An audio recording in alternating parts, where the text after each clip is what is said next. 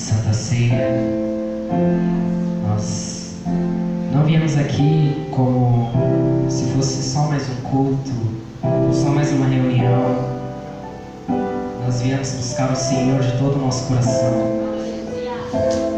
E o desejo de nosso coração é que o Senhor nos leve a um lugar que nunca fomos antes, pois nós o amamos e queremos mais intimidade com Ele. Leva-me à tua glória,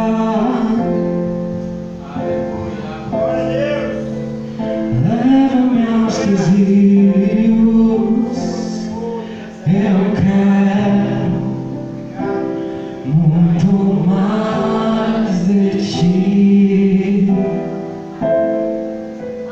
Leva-me aos teus rios,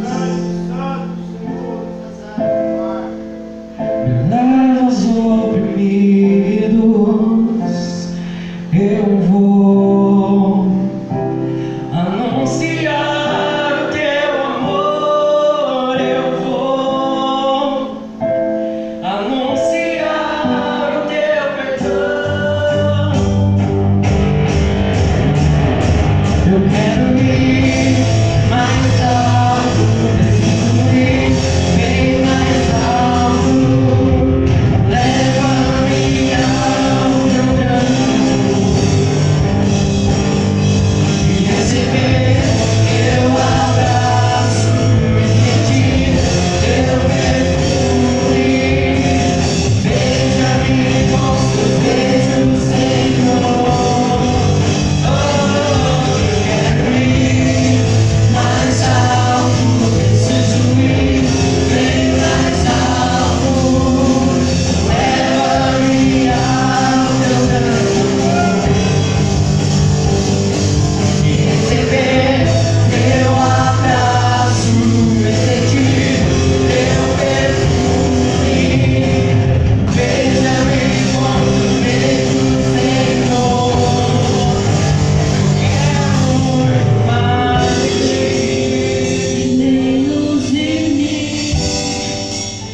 Preciso muito mais de ti. Menos de mim. Anseio muito mais de ti. E menos de mim.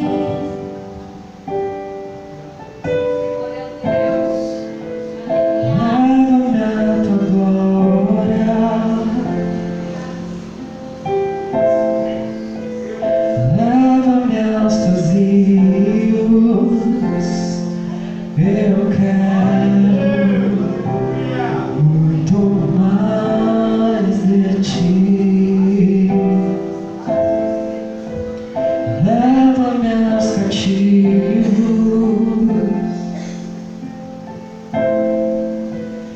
leva aos oprimidos, eu vou anunciar o teu amor, eu vou anunciar o teu perdão. Eu quero ir mais alto, preciso ir bem mais alto. Leva-me ao teu grande amor.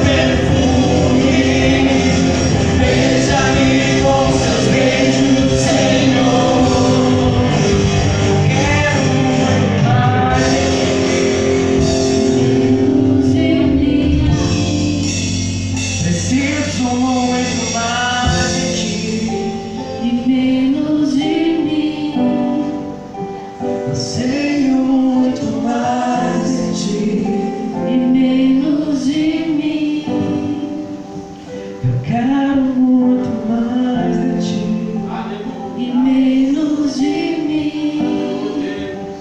preciso muito mais de ti E menos de mim. anseio muito mais de ti E menos de mim.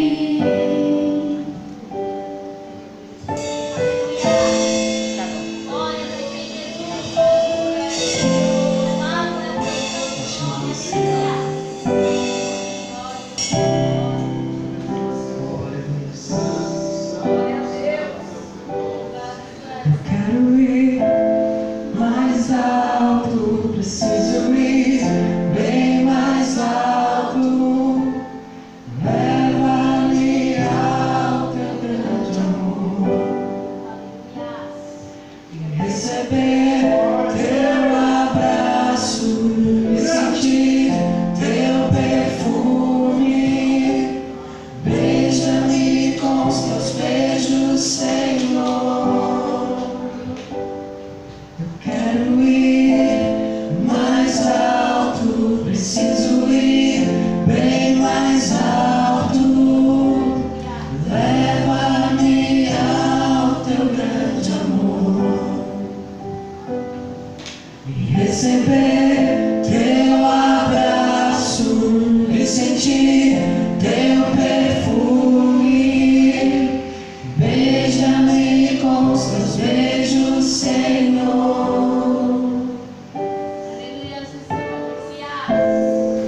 Hebreus 2, verso 1 diz assim: por esta razão importa que nos apeguemos com mais firmeza às verdades ouvidas, para que delas jamais nos desviemos. Amém, amados? Amém. Vamos orar. Querido Deus, eterno Pai, nós estamos agora preparados para ouvir, meditar, refletir na Tua Palavra. Porque a Tua Palavra, ela tem sido lâmpada para os nossos pés e tem sido luz para o nosso caminho. Nos ajuda, Senhor, a nós nunca negligenciarmos, ó Deus, a Tua Palavra, porque ela reflete a Tua vontade, ela reflete a Tua personalidade, e ela nos mostra também as Tuas grandes promessas, que certamente se cumprirão. Por isso, meu Deus, no nome de Jesus, nos ajuda a entender um pouco melhor tudo aquilo que o Espírito Santo revelou à igreja. Nós te pedimos isso em nome de Jesus. Amém. Amém, amados? Pode se assentar. Esse texto aqui, que nós acabamos de ler, é um texto que fala sobre o perigo da negligência. É um perigo. E a palavra de Deus fala de tantas coisas maravilhosas, mas também fala de alguns perigos que os filhos de Deus têm na sua caminhada, na sua trajetória aqui. E um desses perigos, talvez o mais sério de todos os perigos que nós possamos passar em vida, é nós nos desviarmos da verdade. E essa advertência aqui nesse livro, nessa carta aos Hebreus, é muito clara, muito nítida, Então ele diz assim: olha, importa que nos apeguemos, temos que nos apegar à verdade, temos que nos apegar à palavra de Deus. E ele é assim muito mais intenso, porque ele diz assim: que nos apeguemos com mais firmeza. Além de se apegar, já ser algo forte, ele ainda diz: olha, se apegue com mais firmeza às verdades ouvidas. para que delas jamais nos desviemos. Isso é muito importante. Glória a Deus, Porque aleluia. a gente sabe que do que é que está sendo falado, o que é a verdade. Essa é a verdade trazida por Cristo. Isso há 2000 anos atrás. Jesus mesmo, ele se apresenta como sendo a verdade.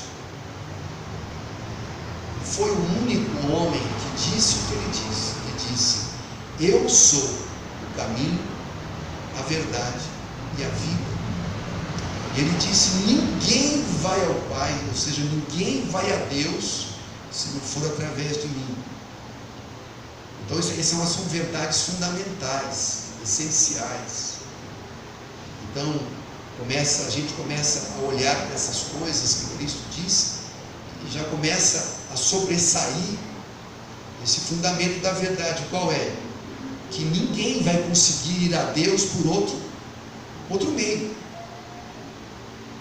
Nunca pense que você vai se chegar a Deus através das boas obras, porque Cristo disse que não é assim. Você nunca vai se chegar a Deus através da religião. Tanto as boas obras como a religião não tem esse poder de você se chegar a Deus. Porque tanto as boas obras quanto a religião ou qualquer outra coisa são aquelas ideias que o homem tem de como é que ele vai chegar a Deus. Se eu for uma pessoa boa, se eu tiver boas obras, se eu ajudar os pobres, então o caminho de Deus está aberto para mim. Então essa é uma ideia corrente, que muita gente pensa assim. Mas quando você vem para a verdade ensinada por Cristo, você vê que não é assim. Por isso que a importância de você se apegar à verdade, de conhecer a verdade. Foi isso que Jesus, quando começou o seu ministério, falou isso muito forte aos seus discípulos. Ele diz assim: vocês vão conhecer a verdade, e a verdade vai libertar vocês. A verdade vos libertará. Então a verdade tem esse poder de libertar. Libertar do quê? Da ignorância, exatamente da ignorância espiritual, da cegueira espiritual, que a própria Bíblia mostra que essa é a condição natural do homem. O homem, por si mesmo, ele tenta se chegar a Deus, mas ele não consegue. O homem não tem capacidade de se chegar a Deus. Por isso que Jesus veio exatamente para facilitar o caminho do homem a Deus. Só que ele não diz assim: faça isso, siga isso, faça aquilo, faça dessa maneira que você vai chegar a Deus. Não, ele não ensinou isso. Ele diz: eu sou a verdade. A verdade é Cristo. A verdade é uma pessoa. Nosso caminho para Deus não tem outra maneira, não tem atalho, não tem maneiras, não tem obras. Sem que a gente aceite primeiramente a Jesus Cristo na nossa vida, sem que antes abracemos a Cristo, abracemos quem Ele é, quem Ele disse que é, tudo aquilo que foi falado a respeito dele, quando você realmente adquire fé, não no Cristo histórico, não é apenas naquele Jesus que todo mundo sabe que um dia existiu, que a história fala sobre um Jesus, não, nem num Jesus religioso, não. Estamos falando de um Jesus que é o Filho de Deus, que Ele é o Deus pré-existente, que se torna carne. Ele não foi um homem que nasceu aqui no mundo como todo homem nasce, porque Ele é diferente, Ele é Deus, Ele é Filho de Deus, Ele é pré-existente. Uma das grandes revelações das Escrituras, por exemplo, sagradas, que Jesus participa ativamente da criação do mundo. Jesus não nasceu há 2000 anos atrás. Quem nasceu, na verdade, Jesus foi gerado, o Espírito Santo gerou aquela semente, naquela mulher, em Maria, mas quem está nascendo ali é o Cristo pré-existente. Ele apenas foi encarnado, ele se encarnou. Por que ele teve que ter um nascimento especial? Porque ele não poderia nascer como qualquer homem. A gente conhece bem essa verdade, são verdades, as verdades bíblicas, né? Fundamentais para a nossa fé cristã.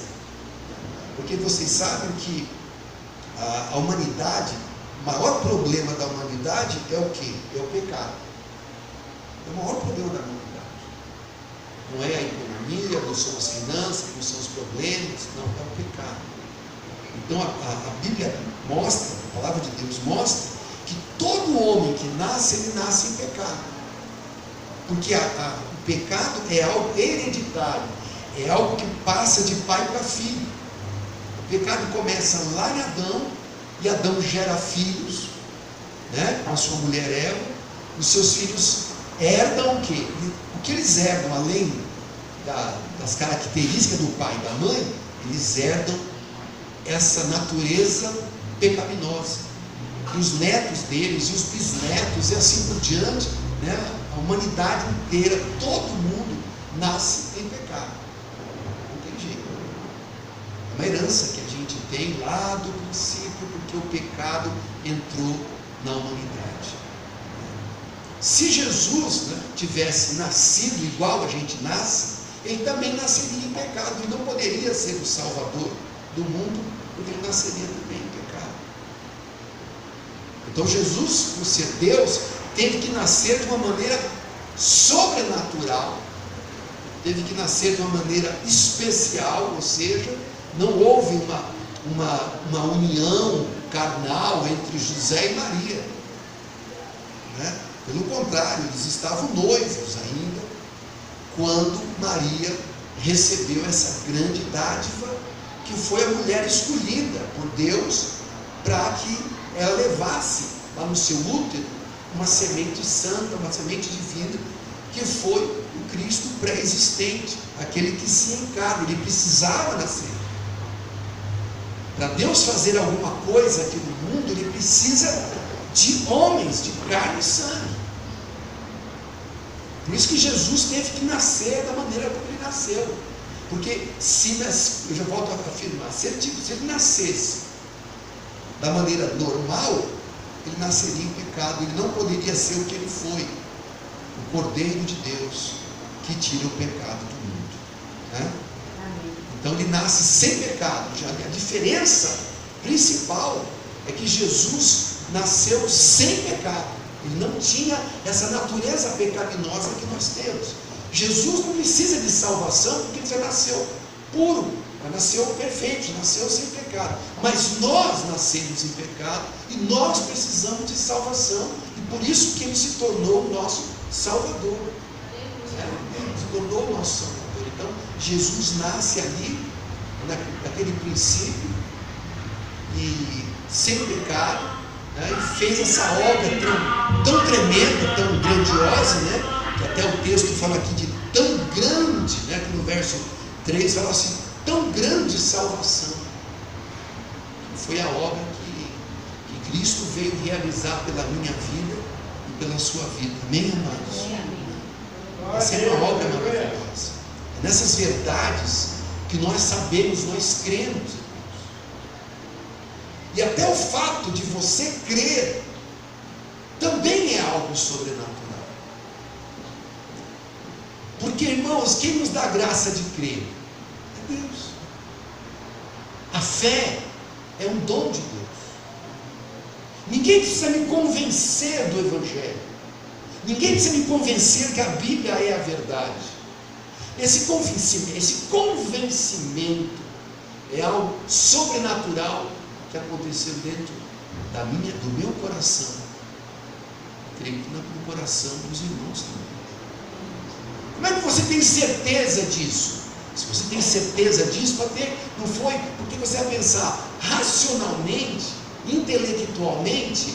Como é que eu vou acreditar em coisas que eu não presenciei, que eu não fui testemunha, que aconteceram há 2000 anos atrás? Se o Evangelho dependesse, sabe, da nossa racionalidade, ninguém seria salvo. O céu ficaria vazio e ninguém iria para o céu, porque nós não temos essa capacidade, né? Nós estaríamos cheios de dúvidas. Mas isso é o poder de Deus na vida daqueles que são chamados. Aleluia. É Deus que chama. É Deus que abre o coração do homem para crer. Isso que nós chamamos de, o que o próprio Jesus chamou, de um novo nascimento. Um novo nascimento. O que o cristão passa? O cristão só é cristão de verdade quando ele passa por essa metamorfose, quando ele passa por essa obra poderosa que é chamado de novo nascimento. Ou seja, eu nasço de novo. E quando você nasce de novo, tudo muda, a tua mente muda, o coração muda, as tuas inclinações mudam, é uma coisa muito forte, muito poderosa. Isso da onde vem? Vem de Deus, isso não vem de nós. Nós não somos pessoas convencidas, nós somos pessoas convertidas, que é grande a diferença, né? Nossos caminhos foram convertidos. Eu creio que cada cristão que nasceu de novo, cada um tem o seu testemunho, a sua maneira de ser. Como é que ele encontrou Jesus? Como é que ele creu? Porque a pessoa que não recebe essa graça, esse dom, ela não entende, ela não compreende, ela não consegue crer, não consegue. Basta eu pensar, ou você pensar, nos dias que antecederam, por exemplo, o nosso novo nascimento. Eu me lembro como eu era jovem ainda. Minha vida era uma vida normal de todo jovem, né? Roqueiro, envolvido com drogas e música e tantas outras coisas. Minha vida era outra. Eu nem pensava em ir à igreja, não acreditava em Deus. Eu sou uma pessoa que tive pelo menos nisso, eu acreditava em Deus, mas da minha maneira. Eu tinha a minha maneira de acreditar em Deus. Então minha vida era outra. Eu não tinha nenhuma vontade de vir para a igreja, não tinha nenhuma vontade, não via, não entendia, criticava na verdade essas coisas. As pessoas que iam para a igreja criticavam, porque eu estava completamente cego. Eu não conseguia ver, eu não conseguia entender. Eu tinha amigos que eram cristãos, que frequentavam a igreja, mas que eu aceitava, mas no fundo desprezava, né? Porque achava que eles eram menores. Essa febre de religião, mas até que aconteceu esse milagre, irmãos. Isso é um milagre. Aleluia. Glória a Deus.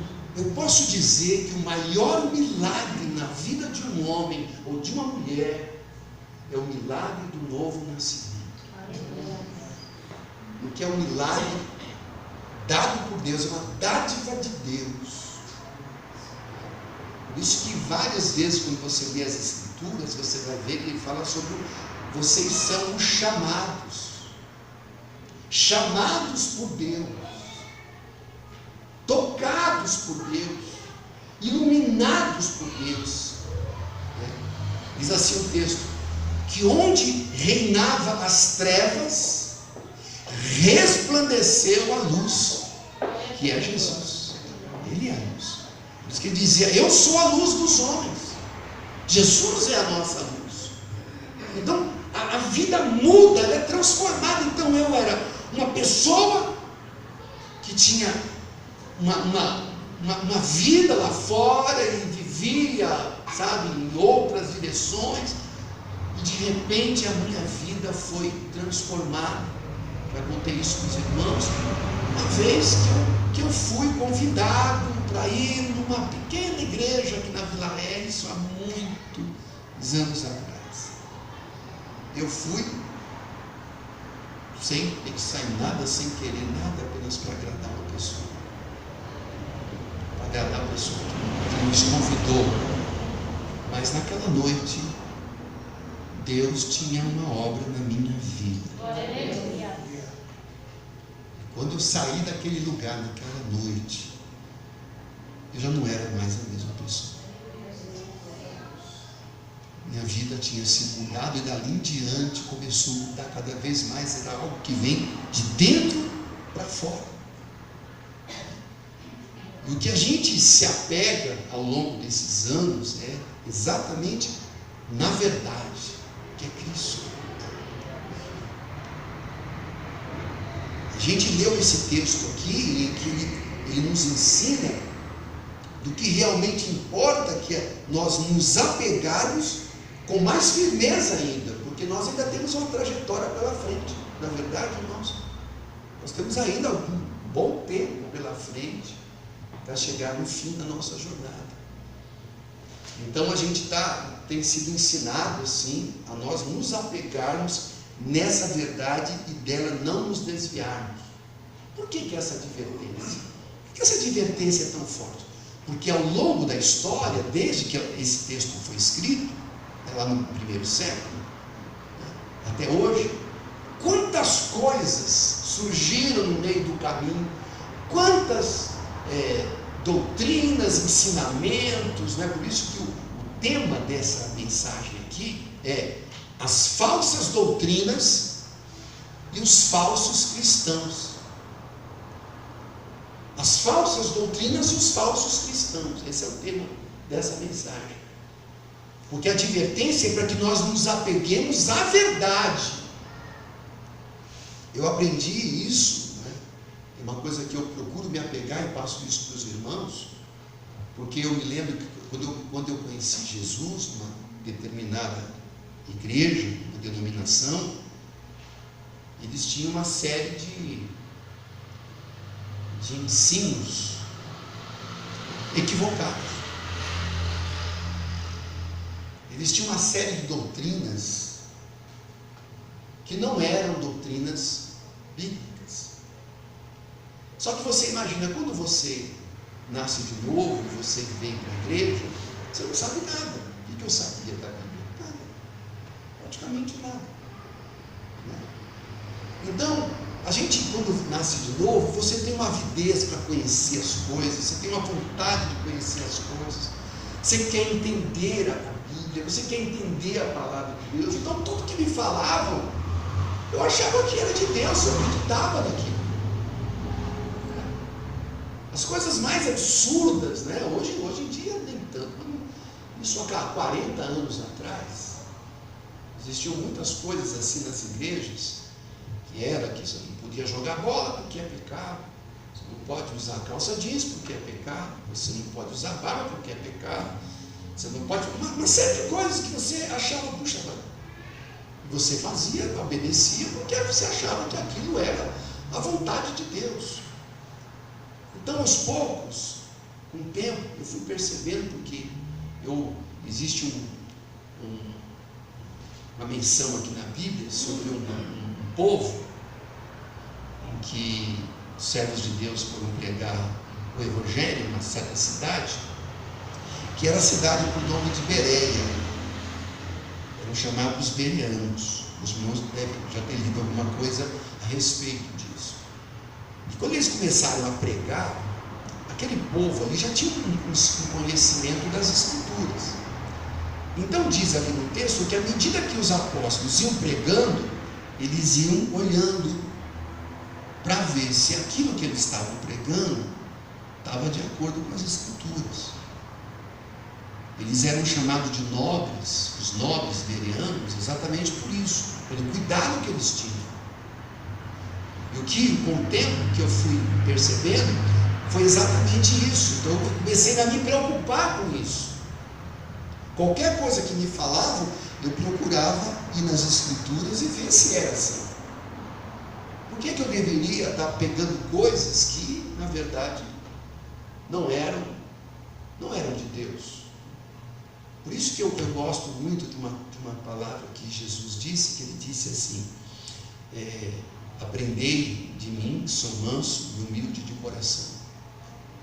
Ele disse ainda: o meu jugo é leve e o meu fardo é suave. Ou seja, o jugo de Cristo não pesa, mas o jugo do homem pesa. Então tudo que é pesado tudo que é põe um fardo nas costas, né? A gente sabe, isso não pode vir de Deus.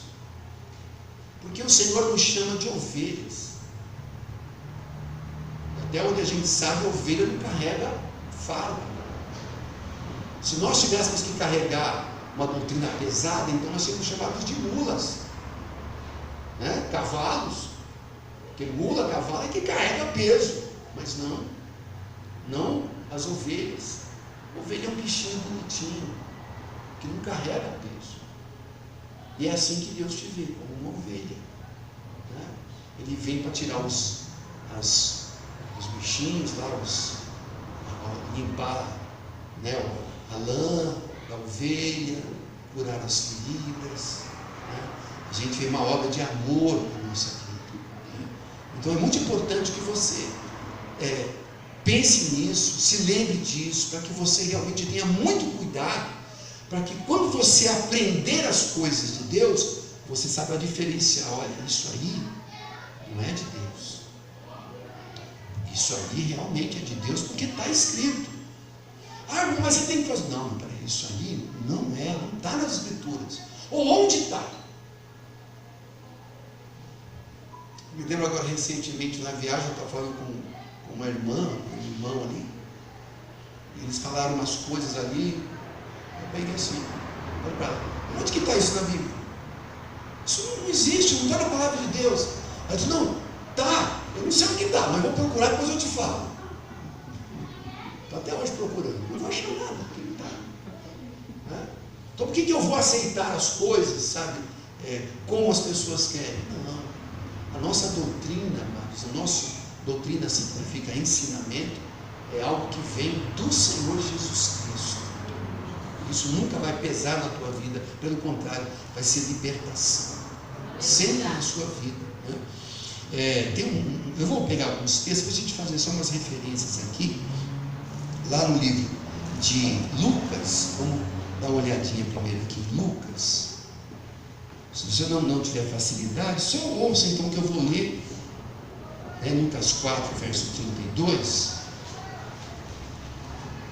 Lucas 4, verso 32 diz assim, né? É o momento que Jesus está descendo de Cafarnaum até a Galileia, e havia aqueles momentos que ele parava para ensinar, né? Geralmente nos sábados, quando os judeus estavam de descanso, né?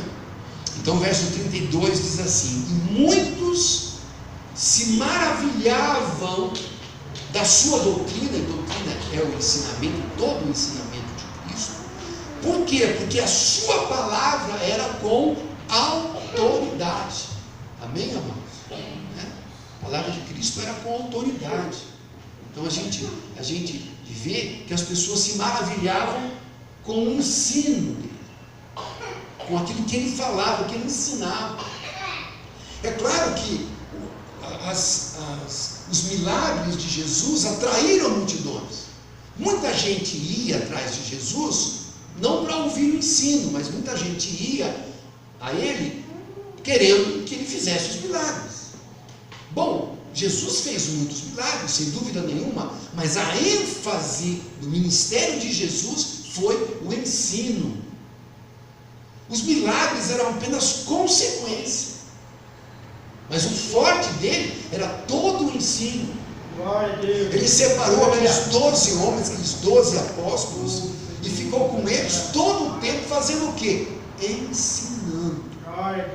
Ensinando o quê? O evangelho do reino, o evangelho de Deus. Tudo aquilo que ele recebeu do Pai, ele ensinou para aqueles homens. Depois que Jesus morre, ressuscita e volta ao céu, aqueles homens, o que eles fazem? Eles saem para pregar as mesmas verdades que eles receberam de Cristo. Por isso que esse texto diz assim: olha, se apegue e tenha cuidado para não se desviar daquilo que vocês ouviram desde o princípio. Então, a gente tem que se apegar a isso, essa é a verdade. Então, Jesus trouxe todo esse ensino do Pai, e os discípulos foram ensinados a falar somente a verdade, nada mais que a verdade. A verdade é o que nós temos que pregar. Por isso que os pregadores têm uma responsabilidade muito séria. Quem prega o Evangelho tem uma responsabilidade muito séria. Preste atenção aqui, os pregadores aqui, as pessoas que costumam ministrar, pregar, ensinar. A Bíblia diz que aqueles que ensinam e que pregam a palavra, vão passar por um juízo mais severo. Eu acho justo. Por quê? Porque através da minha vida, da sua vida, da minha vida, você está ensinando as pessoas. E a gente vive um tempo, amados, que infelizmente você liga a televisão, você liga o rádio, que você vê são as maiores barbaridades que estão ensinando. As igrejas estão ensinando coisas absurdas, que não são bíblicas, que não estão na palavra. Basta você olhar para as Escrituras. Você liga a televisão, você vê aí uma dessas pseudo-igrejas, o que eles fazem, o que acontece ali dentro, as coisas mais estranhas. Basta você refletir aqui na vida dos apóstolos. Será que acontece a mesma coisa com Jesus, ou com os seus discípulos, com os seus apóstolos? Você vai ver que não. O Evangelho sempre foi uma coisa equilibrada. Você nunca vai ver, sabe, Paulo pulando, sapateando dentro da igreja. Você viu alguma vez isso? Você viu alguma vez Pedro gritando dentro da igreja, né, voando que nem aviãozinho dentro da igreja? Você viu alguma vez esses apóstolos aqui fazer alguma coisa fora do comum? Não. Precisa disso.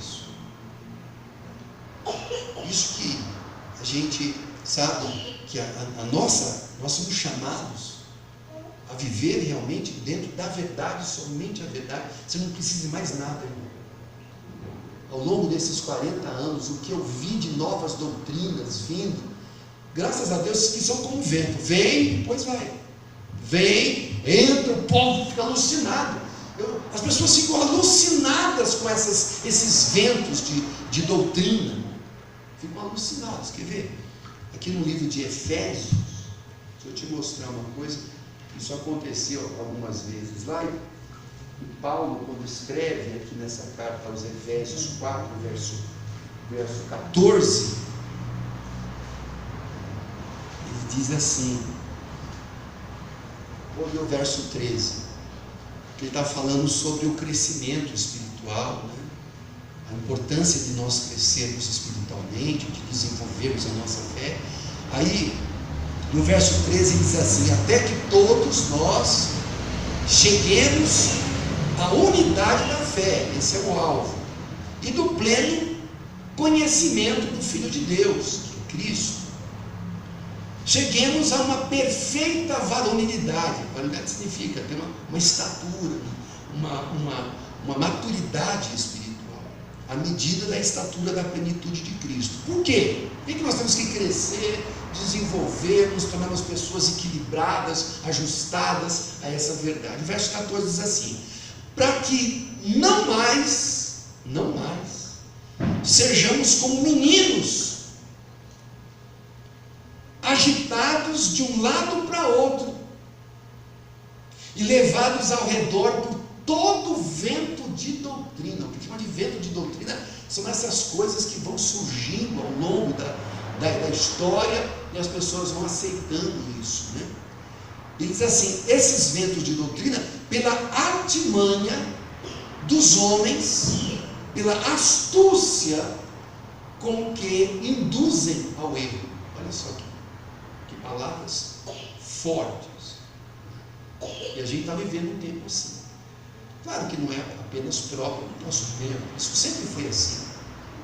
Se você olhar tantas doutrinas estranhas que a igreja romana, que foi a igreja que se tornou a igreja católica romana, né, ao longo da história, até a reforma, né, ela predominou. Se você olhar a história da igreja, você vai ver quantas doutrinas estranhas entraram dentro da igreja. Inúmeras, que não tem base bíblica, não estão na Bíblia.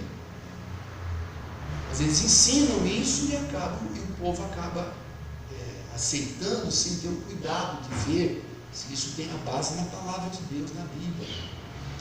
Por exemplo simples, poderia dar inúmeros exemplos. Por exemplo, o ensino de que você pode, por exemplo, melhorar a situação de pessoas que já morreram. Você pode encomendar missas para ajudar pessoas que já morreram. Você pode, por exemplo, acender velas para pessoas que já morreram. E esse ato de acender uma vela para uma pessoa que morreu, isso vai ajudar ele lá no além, a melhorar a situação dele, né? Para que ele possa realmente ter um fim melhor e feliz. Claro que isso é uma coisa que agrada a todo mundo. Quem que não é uma doutrina que agrada? Se você tem um ente querido que morreu com problemas, você quer ajudar a pessoa, essas doutrinas parecem boas, parecem interessantes, só que elas não foram ensinadas por Cristo, elas não foram ensinadas pelos apóstolos, não houve nenhum ensino desse nas Escrituras. Por que é que nós não trouxemos essas coisas, né? Por que a reforma não se apegou? A reforma, chamada Reforma Protestante, o que ela faz? Ela tirou tudo que é do homem, tudo que é tradição, e ficou somente com o ensino e a doutrina bíblica. Essa é a situação. Então hoje nós somos pessoas que nós tomamos muito cuidado, porque não é porque nós somos chamados, sei lá, não gosto desses rótulos protestantes, evangélicos, e virou um de caroço, como diz minha mãe, né? Uma coisa estranha e tal, né? Não gosto desses rótulos, né? Assim. Mas também no meio das igrejas evangélicas entrou um monte de doutrinas estranhas que também não tem base bíblica. Basta você, eu falo, ligar a televisão lá, que manda você colocar um copo de água na frente da televisão ali, aí a oração com poder ali, aí depois você tomar aquela água. Isso não tem base nenhuma na Bíblia. Isso são coisas que os homens criam. E as pessoas são muito supersticiosas, todo mundo é muito supersticioso, todo mundo quer saber do futuro, quer saber de alguma coisa oculta, sabe? As pessoas gostam dessas superstições, por isso que ela se torna tão forte. A pessoa que vai lá em Israel, enche um monte de vidrinho com água do Rio Jordão e vende isso aqui. Ou como no passado se venderam farpas da cruz de Cristo. Não sei como eles acharam isso, mas conseguiram achar as farpas da cruz de Cristo. Tem gente que compra essas coisas. Então, se você começar a ver, você vai ver tanta barbaridade no meio das igrejas, porque eles querem atrair as pessoas e não tem escrúpulo nenhum para atrair para qualquer coisa. Então, nosso cuidado, irmãos, é exatamente isso, como a advertência que existe. Cuidado, gente, não se desvie da verdade. Um outro texto aqui no livro de Marcos, capítulo 7, verso 7, o Evangelho também ensinado por Cristo.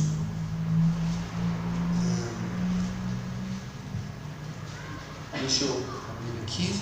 Marcos 7, nós vamos ler aqui o verso 7. Mas vamos ler antes o verso 6. Preste atenção. Respondeu-lhes, né? Jesus lhes respondeu. Bem profetizou Isaías a respeito de vós, hipócritas.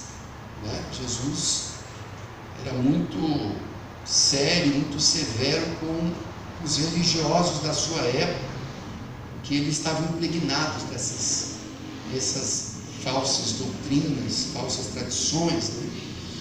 E eles estavam questionando Jesus, não vou ler todo o texto, eles estavam questionando Jesus, que os fariseus tinham por norma que para você comer qualquer coisa, você tinha que se fazer um ritual de purificação, que era lavar as mãos, lavar os pés, lavar o rosto. E naquele momento, Jesus está num momento com seus discípulos, e eles comem, pegaram, estavam com fome, falaram, pegaram e comeram. Então aqueles fariseus, aqueles religiosos da época, ficaram muito contrariados com aquilo, questionam Jesus, como é que... o verso 5 diz assim, porque eles não andam, os teus discípulos não andam em conformidade com a tradição de quem? Dos anciãos, mas eles comem com as mãos por lavar. Aí vai questionar Jesus com isso.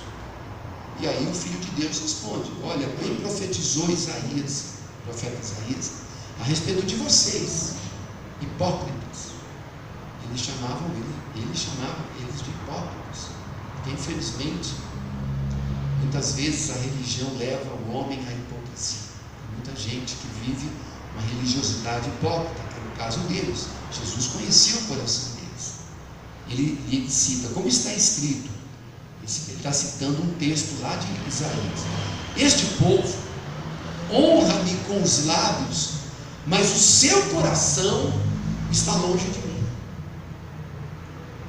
Ou seja, falam de Deus, falam em nome de Deus, qualquer coisa, se Deus quiser, eu creio muito em Deus, Deus é bom, tem muita gente que fala muito de Deus, mas ele disse que quando você fala muito de Deus, e você tem o coração longe de Deus, ele chama isso de hipocrisia, é hipocrisia religiosa. Tem muita gente que acha que você vir na igreja toda semana é uma perda de tempo. Não precisa vir toda na igreja. Pode vir 4 vezes por ano, tá bom? Porque eles acham que dá uma perda de tempo isso. Mas a gente está aqui não é porque nós estamos perdendo tempo ou porque nós não temos nada para fazer, porque Deus está nesse lugar. Toda vez que nós nos reunimos aqui, Deus se faz presente. Você sabe disso? O milagre é esse. Jesus disse assim, que onde estiverem 2 ou mais pessoas reunidas no meu nome, eu estarei presente. Jesus está aqui, a presença espiritual de Jesus está aqui, ele não está em qualquer lugar. Ele diz que ele vai estar onde tiverem pessoas reunidas no nome dele, ele vai estar presente. Nós sabemos disso. Então, ele fala que a pessoa que pode falar um monte de Deus, mas tem uma vida toda errada, tem um coração longe de Deus. Então, assim, esse povo, essa é uma palavra que Deus falou através de Isaías. Esse povo, vai contar para o povo, esse povo me honra com a boca, porque eles falam de boca para fora, mais ou menos isso. Mas o seu coração está longe de mim. Sabe o que Deus conhece? Deus não está interessado, presta atenção no que eu vou te falar. Deus não é um Deus tolo. Deus, o nosso Deus, não é um Deus de carochinha de história. O nosso Deus não se impressiona com coisas exteriores. O nosso Deus não se preocupa com roupa, com cabelo, com o que sai da boca para fora. Deus não se impressiona com cânticos ou com louvores, os mais diversos. Por quê? O que importa para Ele? É o coração. E Deus conhece o coração. Ninguém conhece o teu coração, ninguém, nem você mesmo. Mas Deus conhece o coração. Ele lê o coração. Ele desnuda o coração. Ele sabe qual é o sentimento verdadeiro. O que te move? Quando eu vou dar uma esmola para um pobre, o que move? Qual é o sentimento que move? Deus sabe. Se é para impressionar alguém, que isso é hipocrisia. né? Esses fariseus eram tão hipócritas, o que eles faziam? Jesus vira e mexe falava das coisas que eles faziam. Uma delas é que eles iam nas praças públicas e ficavam lá diante de alguns lugares com as mãos para o alto, orando. Por que eles faziam isso em praça pública? Para chamar a atenção do povo, para mostrar que eles eram espirituais. Mas que Jesus chamava eles de hipócritas. Então, amados, tudo que nos move tem que vir do coração. Tudo que você fizer na obra de Deus, na obra, na igreja, tem que vir de coração. Não adianta você fazer nada na obra de Deus, não adianta você fazer nada, irmão, irmã, não adianta, se não vier do coração, se não for um sentimento bom, um sentimento genuíno, verdadeiro, não vai adiantar nada. Tem que vir do coração, porque o nosso Deus, em primeiro lugar, Ele olha o coração. Esse povo me honra com os lábios, meu coração está longe de mim. Então, se eu louvo, estou adorando aqui, o que mais importa aqui é como meu coração está. Por isso que eu tomo muito cuidado, irmãos, assim, na hora do culto. Claro, às vezes a gente tem que fazer alguma coisa, mas eu me preocupo muito quando eu estou dentro da igreja com o meu coração. Eu vejo que às vezes tem irmãos, irmãs, que não tem essa preocupação. Fica falando com um, falando com o outro, pensando, entrando, saindo, cansa, vai tomar água, volta da água, vai do banheiro, volta do banheiro, e fica inquieto, e, sabe, olhando para um lado, olhando para o outro, e pensando na morte da bezerra, e pensando, quando eu chegar em casa eu vou fazer isso, está assim disperso, está dentro da igreja, mas o coração está disperso. Deus, o nosso Deus, Ele está lendo o coração. Ele está vendo o que está aqui dentro. Eu não quero que a minha adoração caia por terra. Eu vim aqui para adorar. Amém, irmãos? Nós viemos aqui para adorar. Então, né, se Cristo, se você crê, se eu creio que Cristo está aqui, e Cristo olha o coração, a gente tem que tomar cuidado com a nossa postura dentro da igreja. Vocês lembram quando Jesus, num certo momento do ministério dele, ele se assentou perto do gasofilácio? Vocês lembram dessa passagem? Né? O que era o gasofilácio? Era o lugar onde se colocavam as ofertas. Lá no templo existia um local, lá uma urna grande, em que as pessoas depositavam ali as suas ofertas, seus dízimos ali. Jesus nunca se preocupou, mas pelo menos uma vez, ele se assentou próximo ali e ficou lá observando as pessoas que entravam no templo e que colocavam ali as suas ofertas e iam embora. Eles não percebiam que ele estava observando aquilo, né?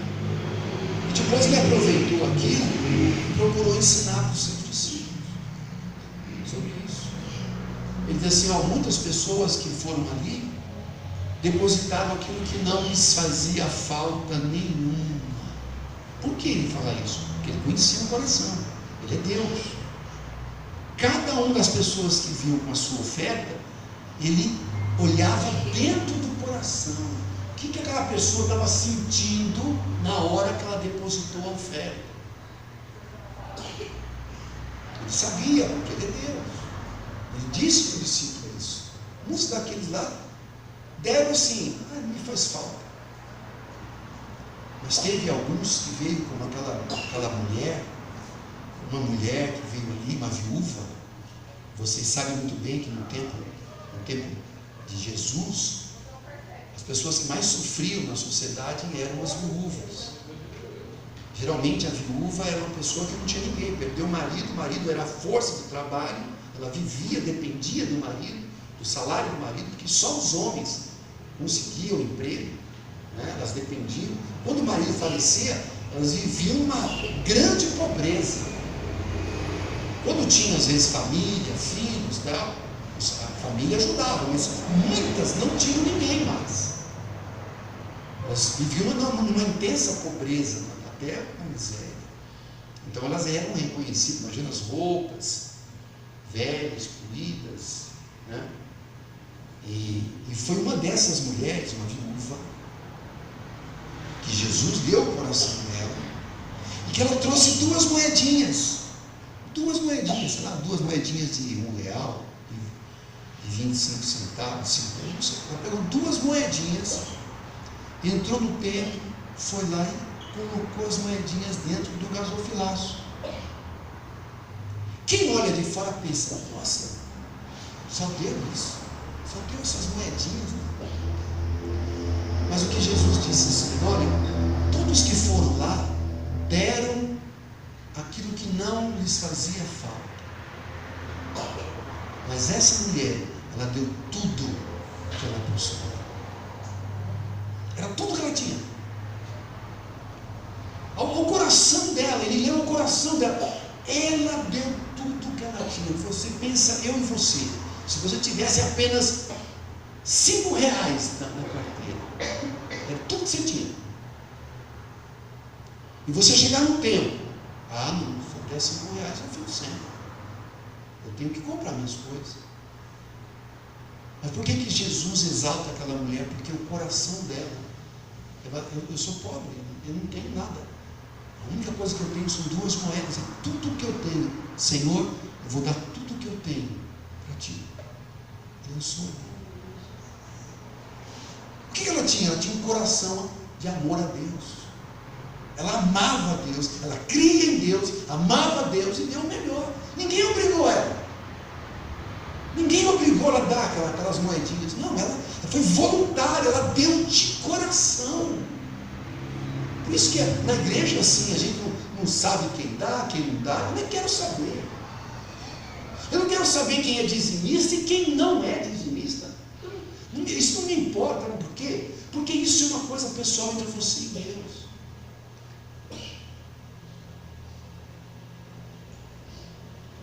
Tudo que nós fazemos, irmão, irmã, é voluntário. A nossa obra é voluntária, que ninguém ganha salário. Eu não ganho salário, eu tenho um emprego. Eu tenho meu emprego fora. Eu trabalho. Eu tenho meu salário. Não sou contra quem recebe. Pastores que vivem em tempo integral, não sou contra. Mas, sabe, tudo que a gente faz aqui é voluntário. Porque a gente faz para Deus e faz o melhor. Quem toca, quem canta, tem que vir, às vezes, fora do horário, tem que vir em outros dias, tem que se esforçar.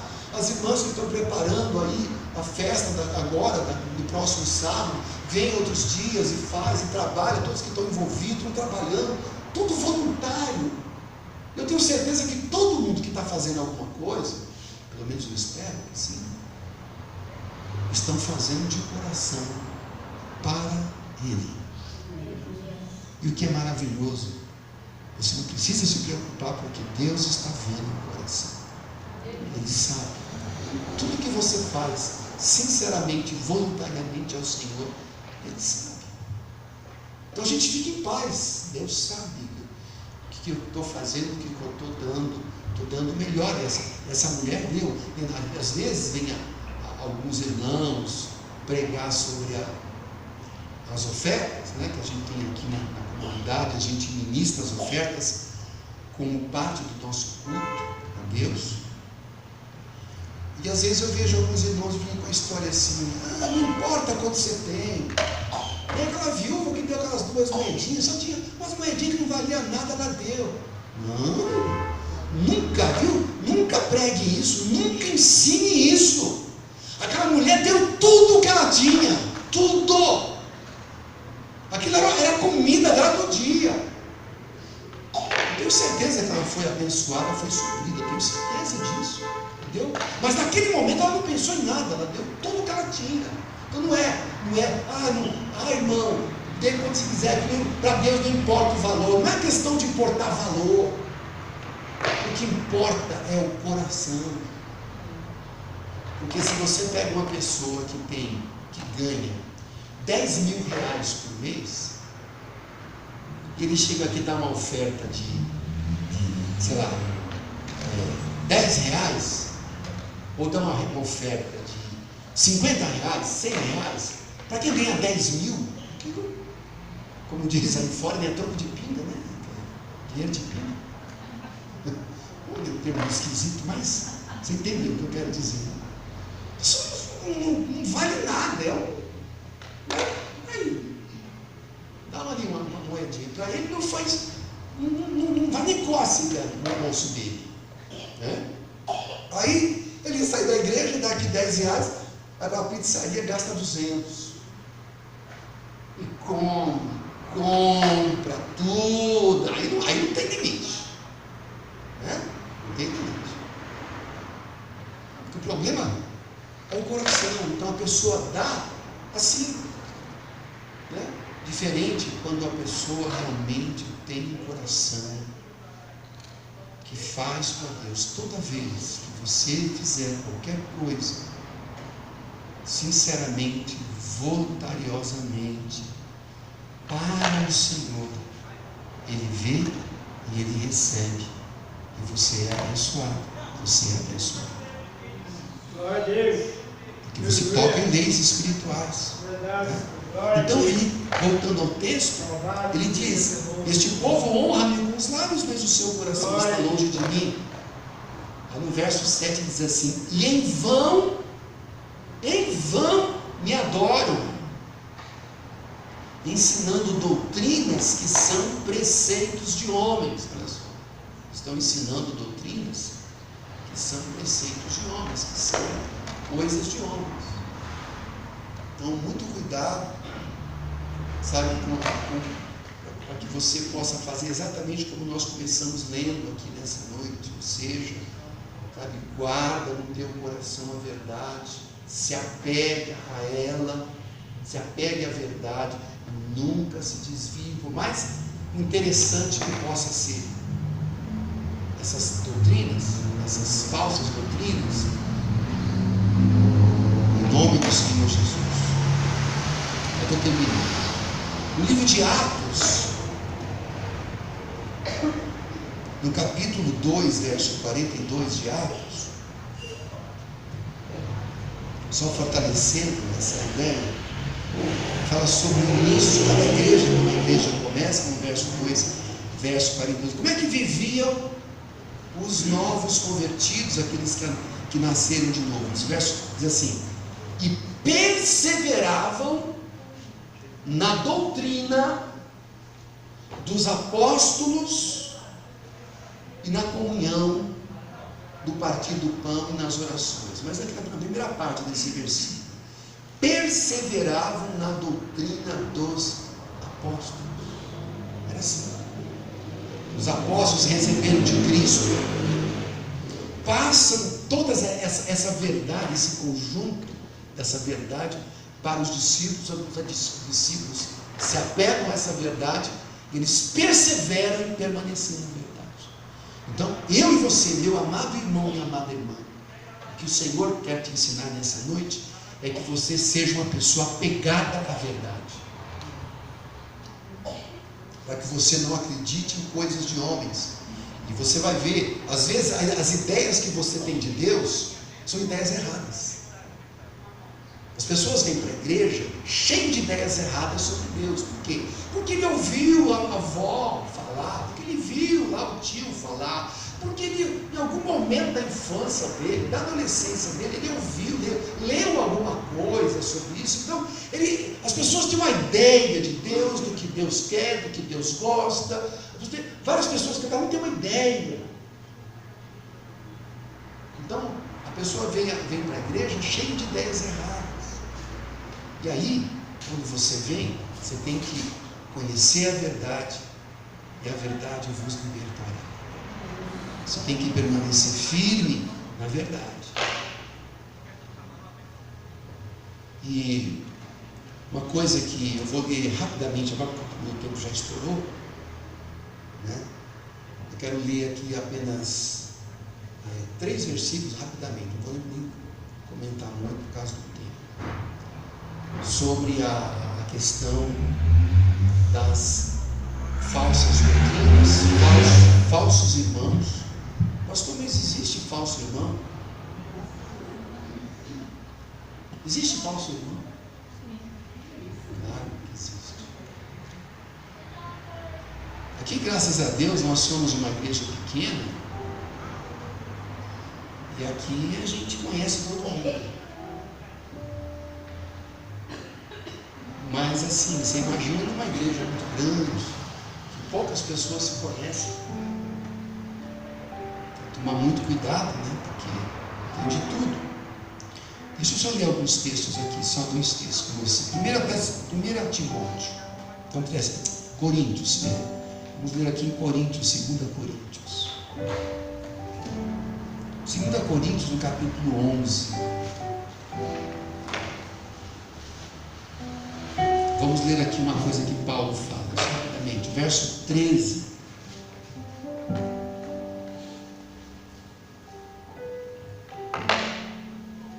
Diz assim: porque os tais, está falando de algumas pessoas, né, do tempo dele, os tais são falsos o quê?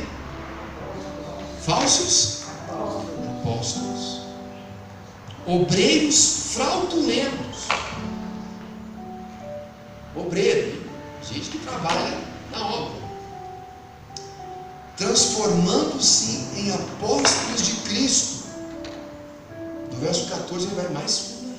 Olha o que ele diz: e não é de admirar, porque o próprio Satanás se transforma em anjo de luz. Claro que o diabo nunca vem como aquele capeta, né? De cavanhaque, chifrinho na cabeça, aquela capa preta e vermelha, né? Aquela ideia do diabo, né?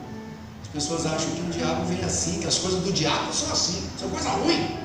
Mas que eu vou querer coisa ruim? Eu não quero nada com o diabo, não. Mas o diabo não vem assim. O diabo vem como um anjo de luz.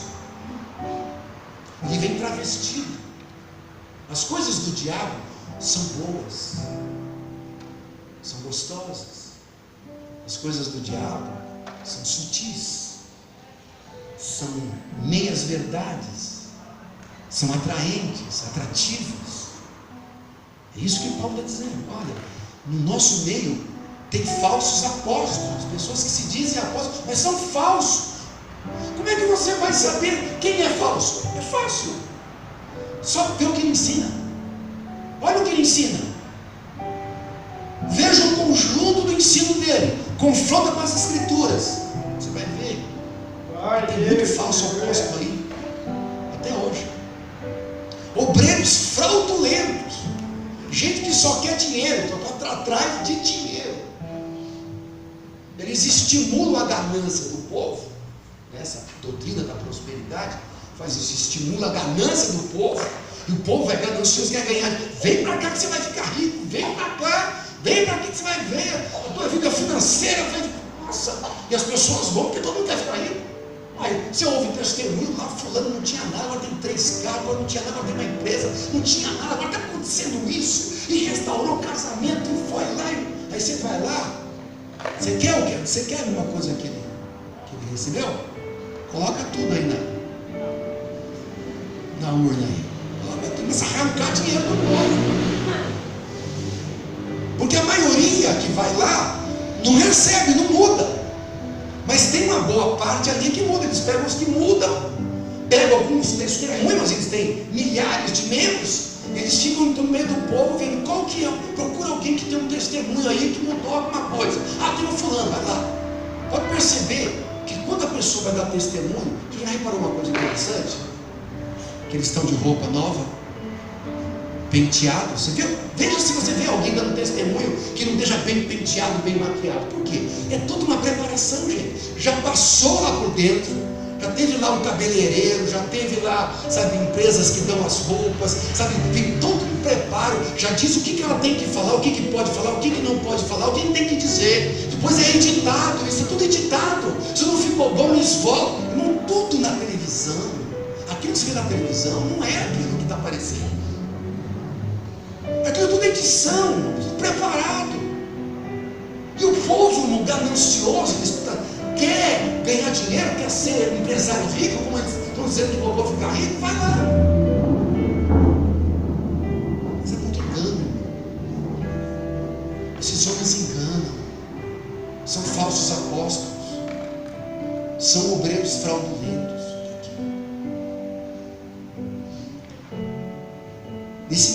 texto, se você olhar um pouquinho mais para frente, quando Paulo fala de tudo que ele passou, que ele sofreu, foi apedrejado, foi açoitado, né? Passou por naufrágio 3 vezes, né? No verso 25. Aí no verso 26 ele diz assim: tudo que ele passou, em jornadas muitas vezes, em perigo de rios, em perigo de salteadores, em perigo entre patrícios, em perigo entre gentios, em perigo na cidade, em perigos no deserto, em perigos no mar, em perigos entre falsos irmãos. Sofreu muito com falsos irmãos.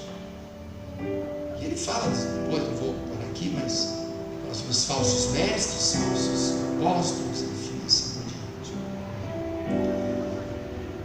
Então, terminando aqui essa mensagem, meu querido e minha querida, nós temos uma verdade maravilhosa que é suficiente para nós.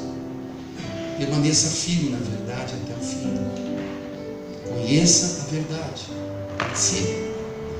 Agora em 2019 nós vamos começar algumas classes de ensino bíblico. Nós vamos começar uma classe de ensino bíblico para a igreja.